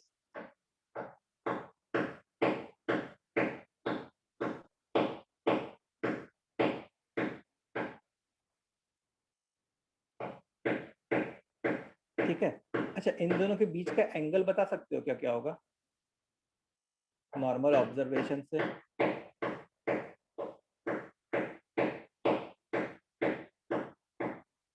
y = x - 1 कैसी लाइन होती? तो ऐसे टाइप की लाइन होती।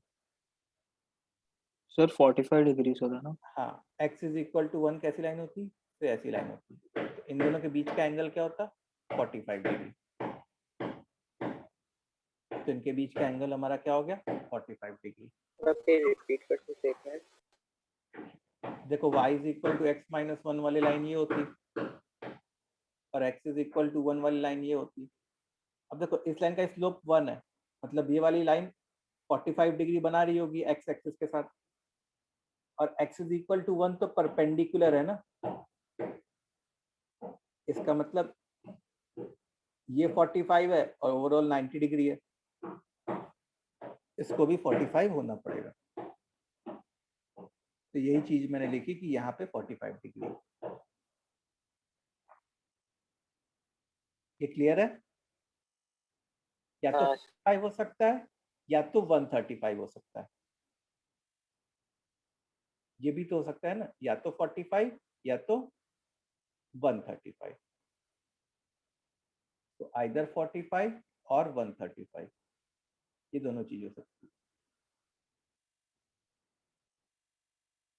अच्छा, अब तुम ये देखो कि जैसे ये एंगल कितना होता? b/2। ये एंगल कितना होता? c/2। हम लोग ऐसा लिख सकते थे क्या कि b/2 + c/2 + 45 = 180 डिग्री, या b/2 + c/2 + 135 = 180 डिग्री। तो इससे तुम्हारा b + c क्या आ जाता? 270 डिग्री। क्या ये कभी पॉसिबल है क्या? b plus c 270 डिग्री होना? नहीं सर, नहीं सर, नहीं पॉसिबल है। यहाँ से आपका b plus c क्या हो जाता? 90 डिग्री हो जाता। अच्छा, हम लोग को पता है कि a plus b plus c 180 degree होता है और b plus c itself is 90 degree. तो a क्या होगा हमारा? 90 डिग्री।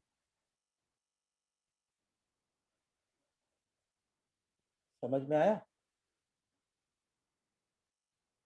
तो ये क्वेश्चन कैसा था? ये क्वेश्चन था एंगल बिटवीन टू लाइंस निकालने वाला क्वेश्चन था।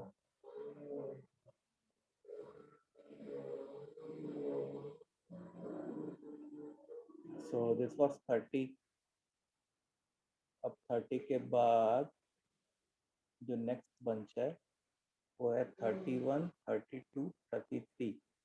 चलो पहले ये 3 करते हैं। 31, 32, 33।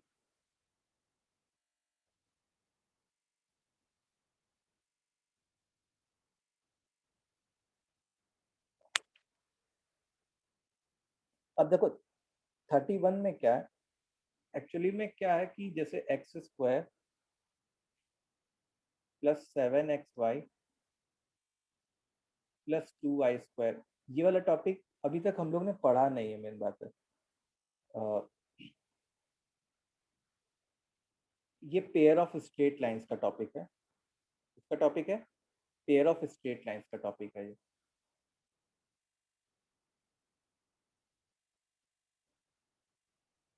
तो होता क्या, वैसे मैं इसको अगर तुमको एक्सप्लेन करना चाहूँ तो X square plus 7xy plus 2y² is equal to 0, ये जो है ना दो लाइंस को रिप्रेजेंट करता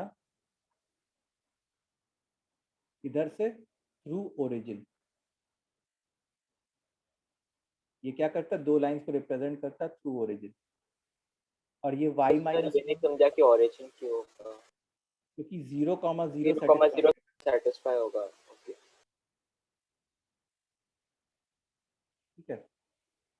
तो अब होता क्या है कि जैसे मान लो एक लाइन ये है, एक लाइन ये है,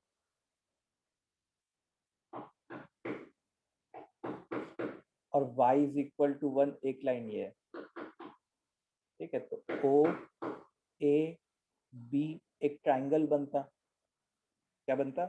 ओ ए बी एक ट्राइंगल बनता। तो उसके सेंट्रॉइड के बारे में पूछा गया।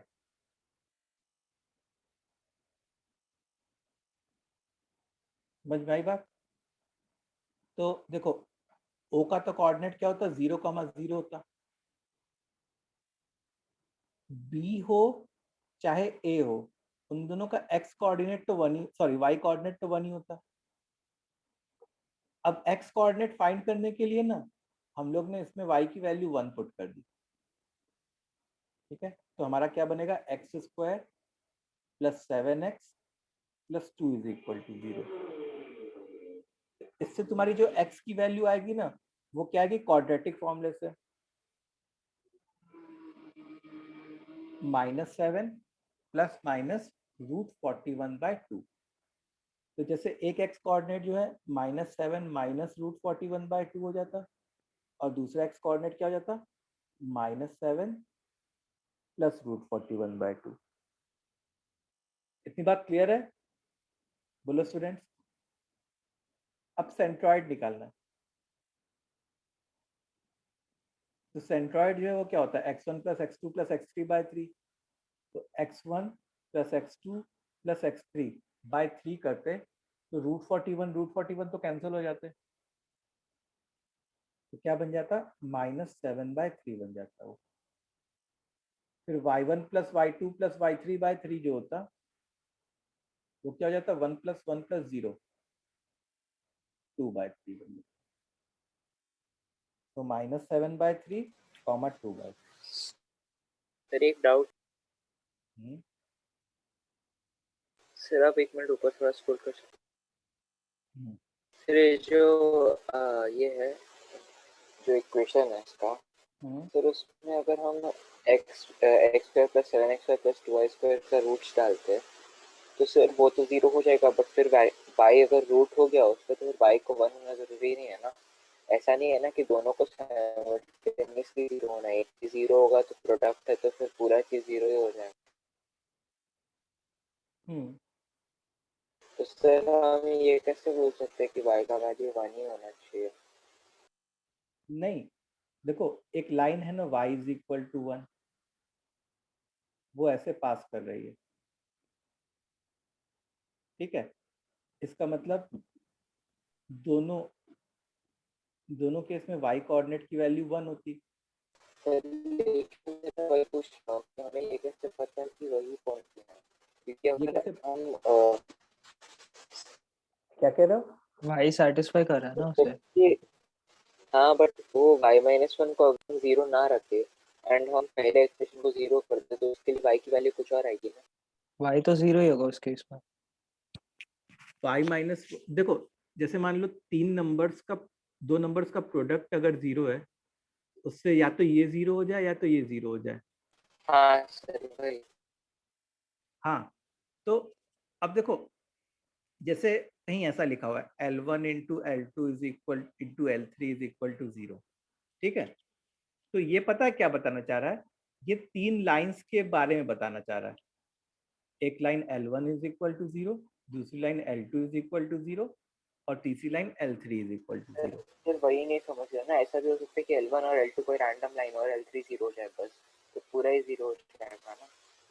नहीं, देखो इनके बीच में क्या लगता है, और लगता है कि a into B into C is equal to 0 जो है, या तो a 0 हो जाए या तो b 0 हो जाए या तो c 0 हो जाए। हाँ तो सर, लेकिन जितनी हमने जो लिया है, जब हमने दोनों को इक्वल टू 0 लिया ना, तो हमने तो एंड लिया है।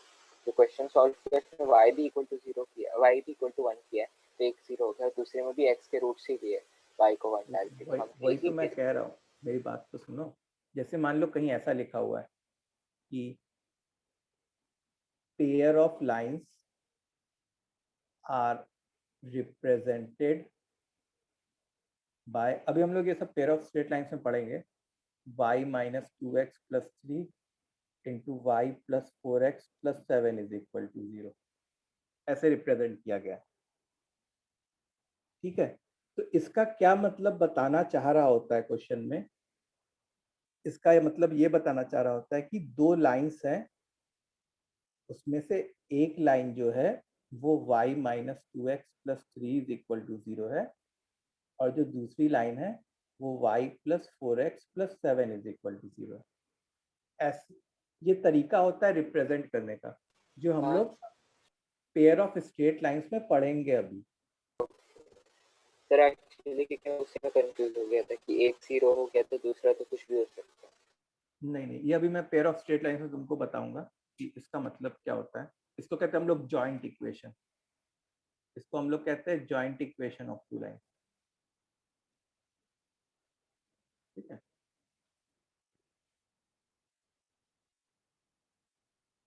तो ये क्वेश्चन नंबर 31 हो गया हमारा। फिर क्या था? 33 था ना, के बाद 32 33। क्वेश्चन नंबर 32 देखेंगे। The locus of mid point of the portion of intercept between the axes x cos alpha plus y sin alpha is equal to p। इसको अगर मेरे को इंटरसेप्ट फॉर्म में लिखना है, इंटरसेप्ट फॉर्म में, तो मैं क्या एक्सपेक्ट करता हूँ कि यहाँ पे क्या हो, 1 हो जाए, और इस cos अल्फा को नीचे ले आता और p को भी नीचे ले आता।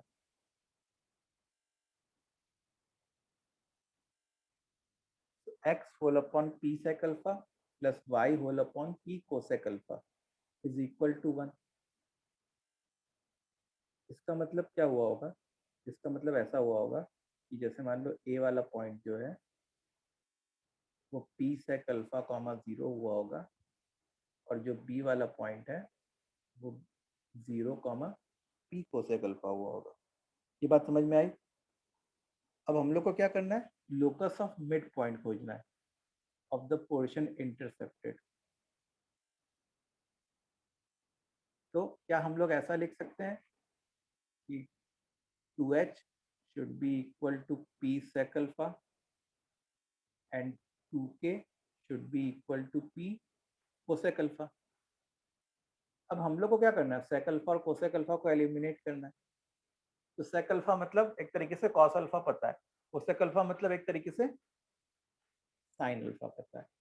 तो यहाँ से cos alpha क्या आ जाता, p अपॉन 2h, और यहाँ से sin alpha क्या आ जाता, p अपॉन 2k. अब बताओ अल्फा को कैसे एलिमिनेट करते हैं, cos alpha sin alpha को स्क्वायरिंग और एडिंग. Squaring and adding. तो cos square plus sin square is equal to 1, मतलब p square whole upon 4h square plus 3 square whole upon 4k square is equal to 1. अब h और k को अगर x और y में convert कर दिया तो हमारा ऐसा बन जाएगा 1 upon X square plus 1 upon Y square is equal to 4 upon p square. ठीक है, समझ में आ गया. 32. यस रिपीट कर सकते हैं? देखो 32 में क्या है कि जैसे ये लाइन दी हुई है x cos alpha plus y sin alpha is equal to p. तो जैसे मान लो मेरे को x इंटरसेप्ट और y इंटरसेप्ट निकालना है. जैसे एक तो तरीका था कि मैं लाइन को इंटरसेप्ट फॉर्म में लिख लूँ, या x इंटरसेप्ट निकालने के लिए इसमें y की वैल्यू 0 पुट कर दो. उससे क्या बन जाता है, x intercept p upon cos alpha, p sec alpha. Similarly y intercept के लिए इसमें x की वैल्यू 0 पुट कर दो, तो उससे 0 p कोसेक अल्फा बन जाता है. अब इस AB के मिड पॉइंट का लोकस फाइंड करना है. तो जिसका लोकस फाइंड करना रहता है उसी को हम लोग h, k मानते हैं. मिड पॉइंट फॉर्मूला लगा दिया, 2h is equal to this plus this, 2k is equal to p cosec alpha. तो यहाँ से कॉस अल्फा और साइन अल्फा को सब्जेक्ट बना लिए, फिर cos square plus sine square is equal to 1 कर दिया. ये वाली क्वांटिटी पुट कर दी इधर कॉस और साइन की जगह, तो उससे लोकस का इक्वेशन आ गया. ठीक है,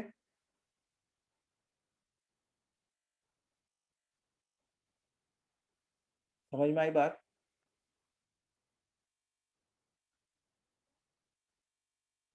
ओके, नेक्स्ट क्वेश्चन है कि ABCD 4 पॉइंट्स हैं. देखो ये बहुत ही इजी क्वेश्चन है, मतलब देखने में बस थोड़ा वो लग रहा होगा. जैसे मान लो ये AB, ये CD है. अच्छा, A का कोऑर्डिनेट क्या है, A, B.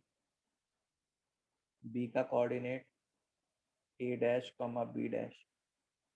C का कोऑर्डिनेट -A, B. और D का coordinate A dash, -B dash.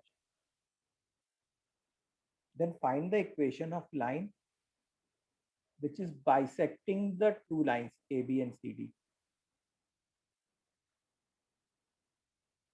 मतलब ये इसके बराबर हो जाए और ये इसके बराबर हो जाए.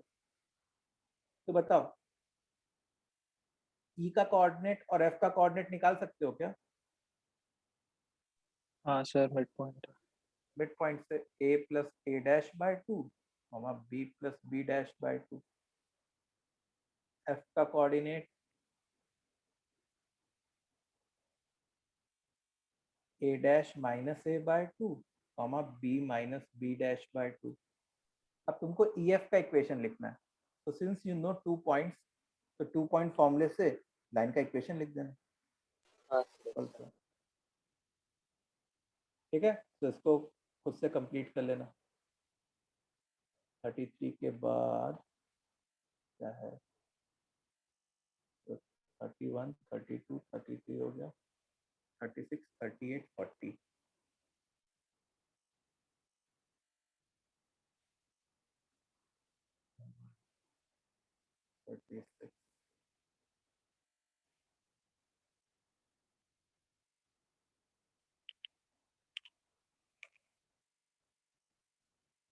The number of equilateral triangle with, देखो 36 जो है एक लाइन है,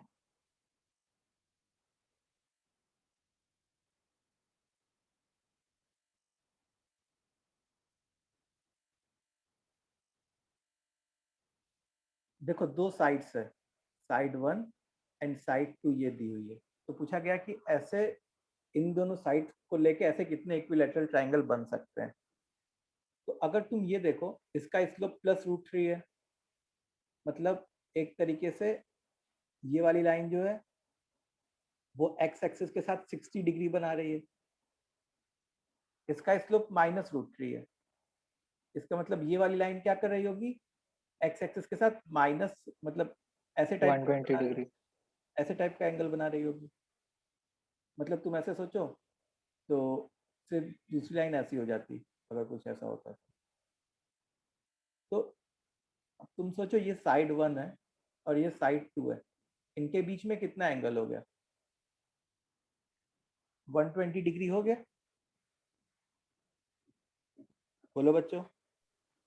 यस सर। अच्छा, इक्विलैटरल ट्राइंगल में कभी कोई एंगल 120 हो सकता है क्या?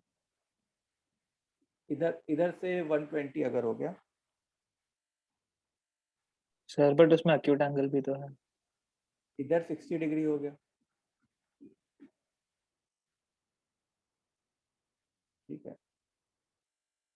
इसमें तो फिर इनफाइनाइट आएंगे यार। हाँ infinite। सर। 36 का आंसर क्या है? सर डी दिया है। डी दिया। ओके, देखो इधर सुनो मेरी बात। क्या नहीं सर ये हाँ, समझा नहीं है। देखो ये समझ में आया ये 120 कैसे हुआ।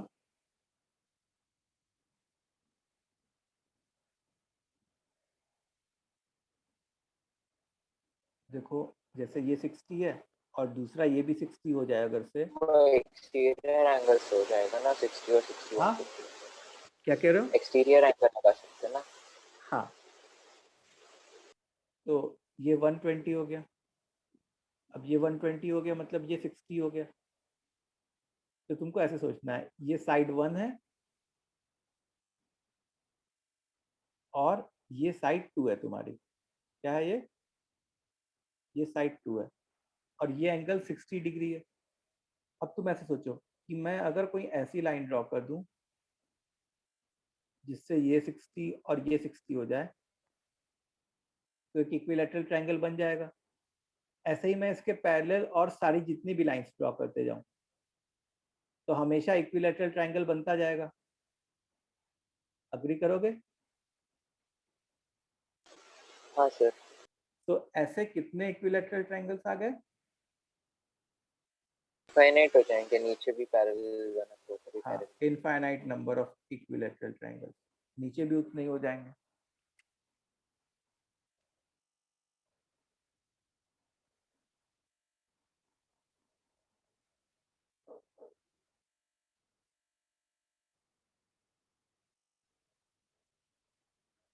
ठीक है, 36 हो गया। अब फिर कौन सा है 36 के बाद कौन सा?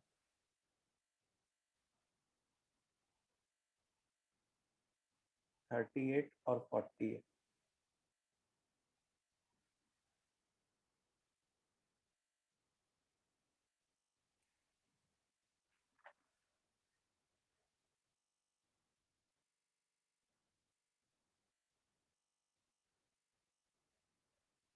देखो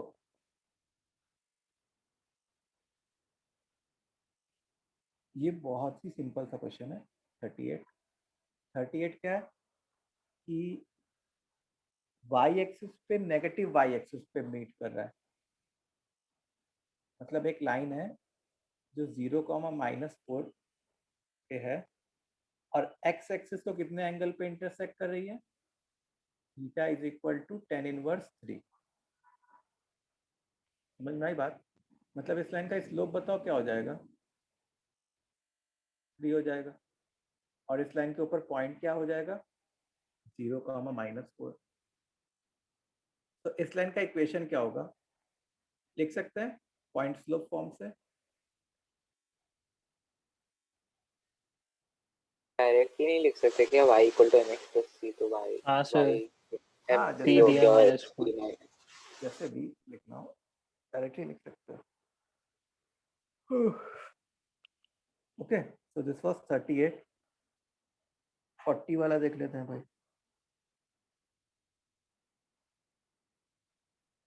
question number 40, the equation of a straight line on which the length of perpendicular from origin is 2। अब देखो ये क्वेश्चन डायरेक्टली उस फॉर्म का है, क्या कहते हैं, नॉर्मल फॉर्म का है।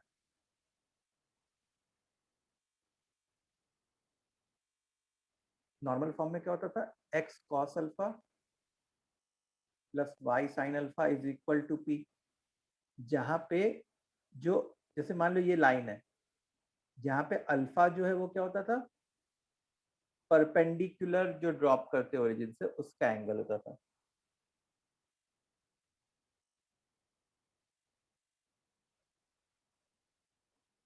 ठीक है, तो अब इन्होंने क्वेश्चन में डायरेक्टली p दे के रखा है कि p की वैल्यू क्या है, 2 है, और साइन अल्फा इन्होंने दिया कि 1/3 है। साइन अल्फा अगर 1/3 है तो कॉस अल्फा क्या हो जाता, 2√2/3।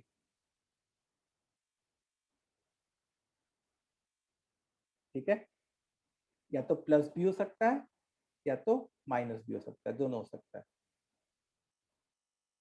तो बस अब x cos alpha plus y sin alpha is equal to p में एक बार साइन की वैल्यू 1/3, कॉस की वैल्यू 2√2/3 और p की वैल्यू 2 डालना, और दूसरी बार साइन की वैल्यू 1/3, कॉस की वैल्यू -2√2/3 और p की वैल्यू 2 डालना। ठीक है, तो उससे दो इक्वेशंस आ जाएंगे, उसको फिर ऑप्शन से तुमको मैच कराना होगा। समझ में आया?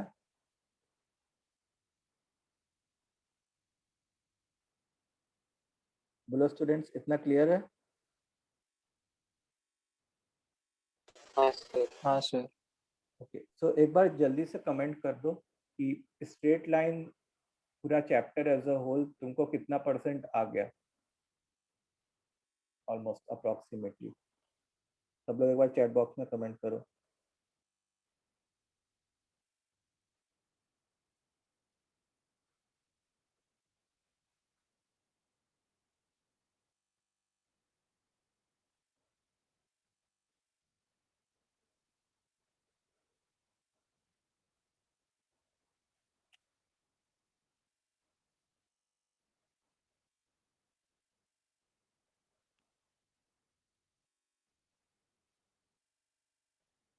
ओके, बाकी स्टूडेंट्स, मेरे मेरे को कल 5 स्टूडेंट्स का आंसर मिला है, बाकी भी सब लोग।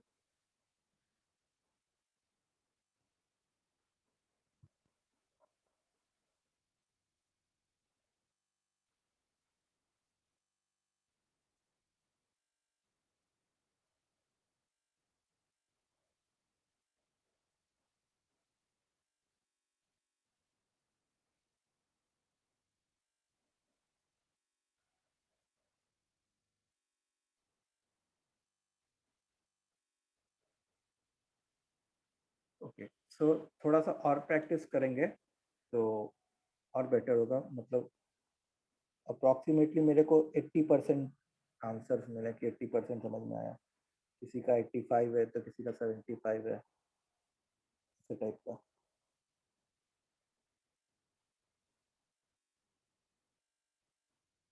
ठीक है, तो we need to make it till 90%, 90% तक लेके जाना है इसको।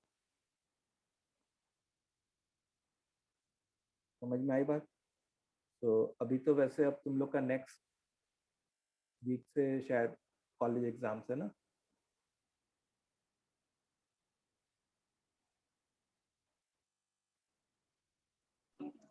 नोट्स भेज सकते हो मुझे? नोट्स में भेज दूंगा। तो नेक्स्ट वीक से कॉलेज एग्ज़ाम है, तो ठीक है, कॉलेज एग्ज़ाम्स के लिए पढ़ना होगा। उसके बाद फिर और प्रैक्टिस करने की ज़रूरत है।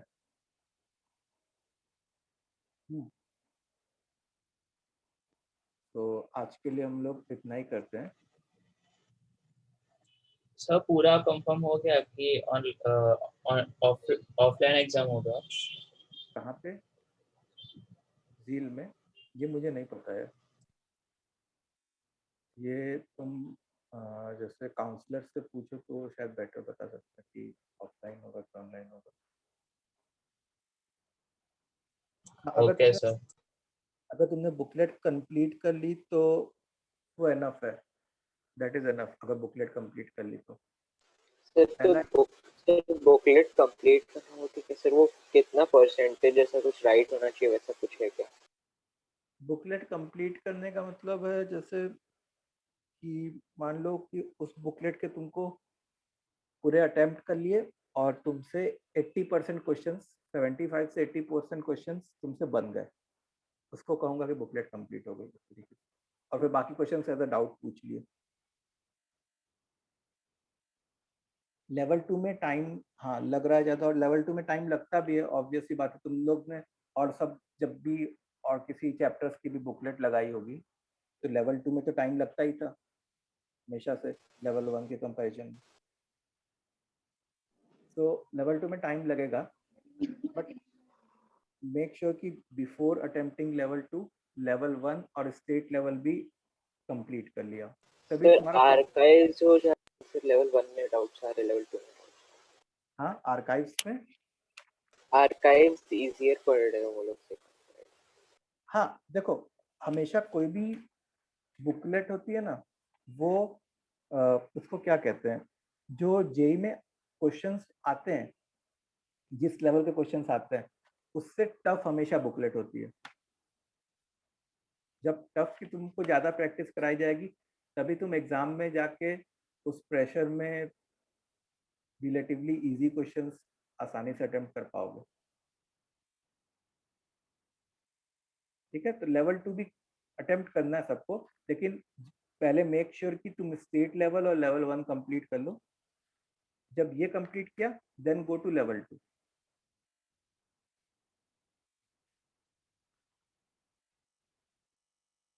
ओके, सो चलो आज के लिए इतना ही। Good bye.